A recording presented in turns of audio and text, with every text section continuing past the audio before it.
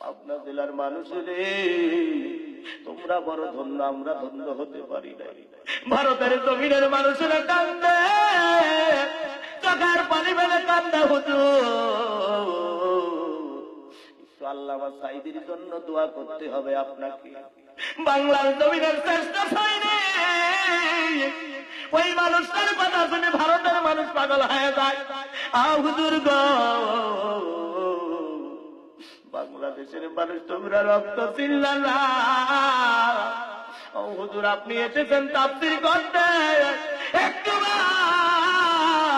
ওই আল্লাহর জন্য দোয়া করে যাবেন।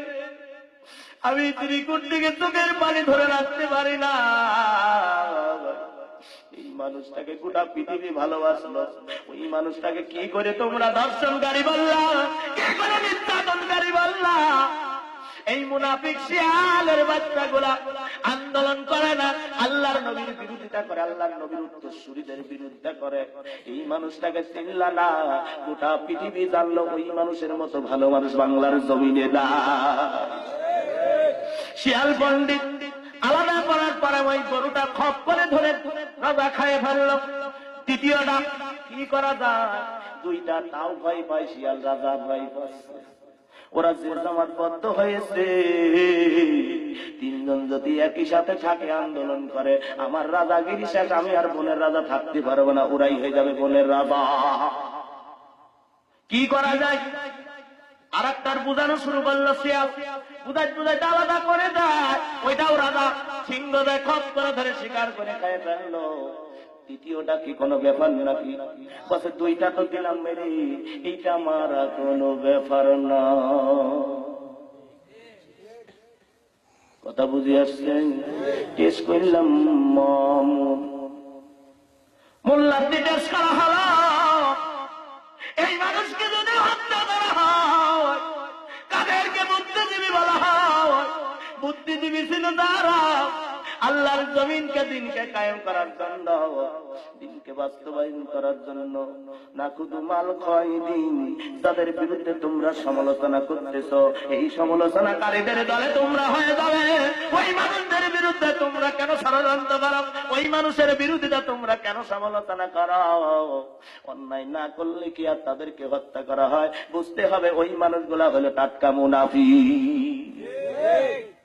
ওই মানুষকে দিয়ে যখন দুইটা মানুষকে হত্যা করা হলো, রাজা সিংহ আর সাহস পেয়ে বলল, দুইটা তো টেস্ট করে খাইলাম, একা এইবার আমার ক্ষমতার জঙ্গল থেকে কে কেড়ে নেয়? আমি হলাম এই বনের রাজার, হলে বড় রাজা হয়ে যাব, আজীবন আমি আফ্রিকার জঙ্গলের রাজা হয়ে থাকব। এইবার তৃতীয়টা সাদা গরুটাকে খাওয়া কোন রাজার জন্য ব্যাপার হয় নাই। একটা জিনিস খেয়াল করবেন, আজকে বনের রাজা যেমন জামাতবদ্ধ ভাবে তিনটা গরুর সিংটাকে ভয় পেয়েছিল, অমনি ভাবে যদি দল মাল্লির বিচারে সমস্ত দলগুলা একসঙ্গে থাকতাম, মুসলমানদেরকে দেখে কাফের বেদিনীরা ভয় পেত। বুঝতে হবে, কারণ যদি একসাথে থাকতাম, একসঙ্গে যদি থাকতাম জামাতবদ্ধ ভাবে, তাহলে কখনো কাফের বেদিনেরা আমাদের বিরোধিতা করতে পারতো না, আমার আল্লাহ আমাদের বিরোধিতা করতো না। আরে কার গায়ে তোমরা হাত দাও? তোমরা ওই মানুষের গায়ে হাত দাও না, আল্লাহর কোরআনের গায়ে তোমরা হাত দিয়েছ। আমার আল্লাহ তোমাদেরকে ছাড়বে না। একদিন তুমি হাসরের ময়দানে, একদিন আমার আল্লাহর নবীর উত্তরসূরিরাও দাঁড়াবে, তুমিও দাঁড়াবা। সেই দিন তুমি বুঝতে পারবা আল্লাহর কঠোর বিচার কেমন।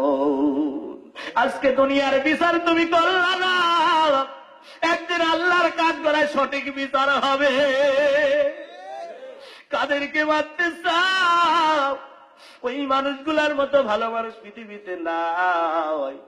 মিশরের জমিনে যাও, সৌদির জমিনে যাও, ইংল্যান্ডের জমিনে যাও, মালয়েশিয়ার জমিনে যাও, গোটা পৃথিবীর দেশগুলা মুসলিম রাষ্ট্র কেঁপে যায়।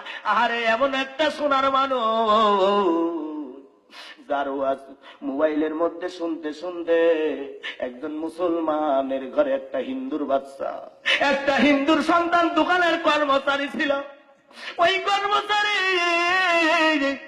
আল্লামার ওয়াজ শুনতে শুনতে অন্তরের মধ্যে ঢুকে যায়।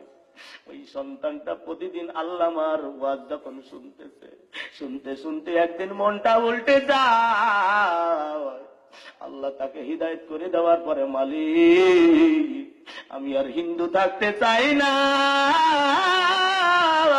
আমি আর মালাওয়ান থাকতে চাই না, আমি আর কোন মতবাদ করতে চাই না, লা তাফাররাকুন, আমি আর কোন মতবাদ করি না। আমি আজকে থেকে আমি তোমাদের মুসলমানের কালেমা পড়িলাম, আমার নামটা গণেশ থেকে আব্দুল্লাহ নামটা পড়াইয়া দাও। বলুন সুবহানাল্লাহ। কারে গায়ে তোমরা হাত দাও। যে মানুষটা আল্লাহর জমিনের মধ্যে সম্মানিত মানুষ, ওই মানুষের তোমরা সমালোচনা করো ধর্ষণকারী, মামলাকারী, খারাপকারী। ওই মানুষটা 33 জন ধর্ষণ করেছে, সমালোচনা করলে কেন করলে রে বাংলার মানুষেরা? রে রত্নটাকে চিনলা না, একদিন এই মানুষগুলার সুপারিশ তোমাদেরকে লাগবে। বনের রাজা সিংহ ভয় পেল একসঙ্গে থাকার কারণে। আর বাংলাদেশের জমিনে লা তাফাররাকুন, এরা কি করলো? মতবাদ তৈরি করলো। করে কি করে নাই? সমালোচনা কেন হচ্ছে? তৃতীয় নাম্বার পয়েন্ট বলছি, অকন্যা নাখুদু মাল খয়দিন, আমরাই তারা সমালোচনাকারীদের দলে ছিলাম। ওই আলেমদের, মানুষের আলেম ওলামা, কিতাবের সে আলেম ওলামা তাফসীর ইবনে কাসির বলেন, তাফসীর পড়বা না, পাইছো খালি স্বপ্নে পাওয়া তাফসীর। অনেক পাইছো, আসো সামনে, তুমিও করো আমিও করো। অহংকার নয়, তাফসীর শিখাই দিয়েছে আল্লামা সাঈদী বাংলার জমিনে। গোটা পৃথিবীতে যার তাফসীর শুনে মানুষ পাগল হয়ে যায়। এই মানুষের বিরোধিতা কেন করো তোমরা? কেন করো? কি অন্যায় করেছে? ওই মানুষের গ্রামে যখন আমি গেছি, 8 কিলোমিটার দূরে, তার বাড়ির আত্মনাদ শুনে চোখের পানি ধরে রাখতে পারি নাই। কার বিরোধিতা করো রে বাংলার মানুষেরা? এমন একটা সুন্দর মানুষ তোমরা পাবে না। এই সুন্দর মানুষকে যদি একবার ছেড়ে দাও, তোমরা একদিকে জনসভা করবে, আর আল্লাহর এই গোলাম একদিকে করবে। পুরা মানুষগুলা তার কণ্ঠ শোনার জন্য পাগল হয়ে যাবে রে মুসলমান। কার বিরোধিতা করো? যে মানুষগুলা আল্লাহর জমিনে নয়, বাংলাদেশের জমিনে তারা শান্তি ফিরাই আনতে চেয়েছিল। যে মানুষটি চেয়েছিল এই বাংলার জমিনের, যাদের কারণে সুনাম এসেছে, কাদেরকে তোমরা মারতে চাও? ওদেরকে খবরদার মৃত্যু বলো না, ওরা হলো জীবিত। ওয়ালা তাকুলু লিমান ইউকতালু ফি সাবিলিল্লাহি আমওয়াত বাল আহইয়াউ ওয়ালাকিন লা তাশউরুন। খবরদার ওদেরকে তোমরা মৃত বলো না। ওরা হলো আমি আল্লাহর রাস্তায় জীবন দিয়েছে, ওরা হলো মৃত্যু নয়, ওরা হলো জীবিত। আজকে